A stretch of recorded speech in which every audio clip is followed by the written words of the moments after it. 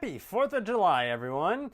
For today's movie, I will be reviewing Horizon, an American Saga Chapter One. It was written and directed by Kevin Costner and stars Kevin Costner, Sienna Miller, and Sam Worthington.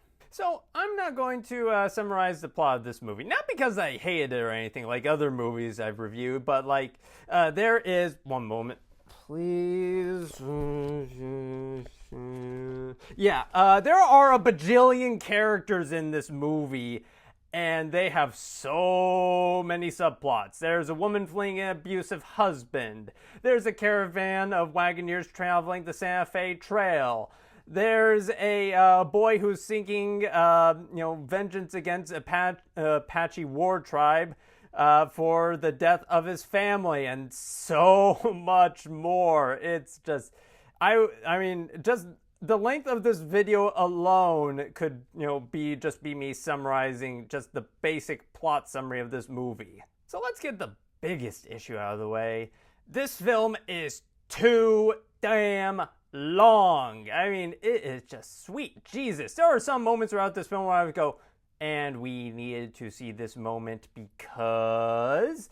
at one point, there are two characters who, a whole ass sequence, at least 2 minutes is dedicated to them just trying to squish some scorpions, which, I get, yeah, alright, fair enough, you're trying to show life out on the American horizon, fair enough, but it's at least make it a little bit more interesting, good God. And then there are just... yeah, it's just too dang long. Certain dialogue sections are way overextended. It's okay, come on, get to the point already. Come on, move it, people.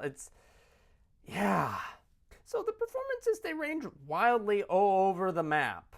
But because US map. Anyway, you've got pretty well lived in and compelling performances from the likes of Sam Worthington and Luke Wilson. You've got okay-ish perfunctory performances for the like of Kevin Costner. And then you've just got bland as hell performances from the likes of Sienna Miller. Seriously, her character is so bland. I was every time the film cut to her little side of the story, I was oh, come on. And, the film commits the unforgivable sin of placing some of its most blandest characters at the forefront while stranding its more compelling characters to the sidelines and in supporting roles. I was and this is a 3-hour movie, no less. It's really? This is what you want to spend time with? So the various stories going on in the film range from okay at best to just bland at worst. Bland is kind of the name of the game for this movie, by the way, if you hadn't caught on by now. There is a subplot involving Luke Wilson as Matthew, the leader of a caravan, that threatens to turn into an actually interesting subplot, but it doesn't have enough screen time to develop into a fully fleshed out story. And that kind of goes for all the stories, though. None of the stories have an actual ending. If you want even the possibility of an actual ending, you're going to have to see Chapter 2 and pray that Chapters 3 and 4 are actually allowed to continue production, because 3 and 4 haven't yet been actually completed yet. And personally, I highly doubt that, but that's another issue for another time. Anyway, so with that in mind, there's also story arcs. Like I said, there's one involving Kevin Costner as Hayes and his, escapades with a prostitute. And it has the broad outline of a compelling story, but again, it lacks the compelling characterization to do so. And then there's a story arc involving Russell, played by Etienne Kalichi, and his attempts to get revenge for the death of his family. And the character is so bland and broadly characterized, I could barely muster up the ability to care about his character and how the story ends, because at first he's all I want revenge, and then he kind of just has a little, there's one moment where he's I don't want revenge, and he's kind of stuck in that mode for the rest of the movie. And then there's the film's depictions of people of color. So not to be that guy, but this film's handling is incomplete at best and mildly racist at worst.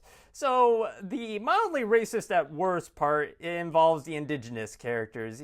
Yeah, I mean, the film kind of commits to the white settler myth that the Western frontier was just full of white settlers, pure and innocent white settlers, just making their way, moseying across the plain, dancing in slow motion to barnyard songs.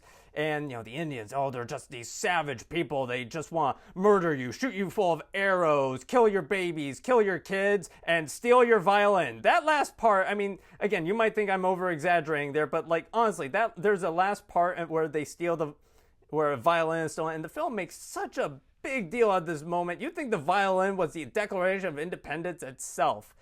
And yeah, it just doesn't sit well, especially since the characters are, like I said, they're so blandly characterized, I could barely muster up the energy to care about them. And as for the incomplete at worst, there is a moment where the film tries to explore anti-immigrant sentiments, particularly those towards Chinese migrants, and I mean, this moment, it's explored more sensitively than the issues regarding the indigenous characters.